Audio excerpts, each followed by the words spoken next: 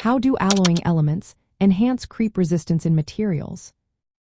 Imagine a metal part in a jet engine that needs to keep working smoothly for thousands of hours at extremely high temperatures.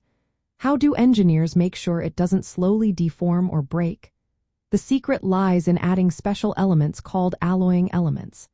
These tiny additions change how the metal behaves under stress and heat, especially over long periods. Creep is a slow, permanent stretching or deformation that happens when a material is under constant stress at high temperatures. It can cause parts to weaken and eventually fail. Pure metals are especially vulnerable to creep because their atoms can move more easily when heated. When atoms shift, the metal slowly changes shape, which is a big problem in high-temperature environments. Alloying elements help by changing the internal structure of the metal. They do this in a few key ways. First, they can form solid solutions, where atoms of different sizes fit into the metal's crystal lattice. This disrupts the regular pattern of the atoms and makes it harder for tiny defects called dislocations to move. Dislocations are what allow metals to bend and deform. When their movement is slowed down, the metal resists creep better. Second, some alloying elements encourage the formation of small, stable particles called precipitates inside the metal. These particles act like tiny barriers that block dislocation movement. When dislocations bump into these obstacles, they can't move as easily, which slows down the creep process. For example, adding silicon to titanium alloys creates silicide precipitates that help resist deformation. But if these particles are too large or unevenly spread, they can weaken the material instead. The best results happen when precipitates are tiny and evenly distributed. Third, alloying elements can stabilize the microstructure of the metal.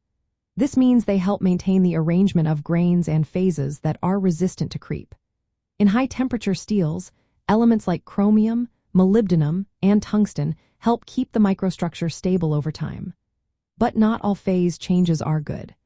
Sometimes adding too much chromium can lead to the formation of phases that dissolve beneficial particles, reducing creep strength.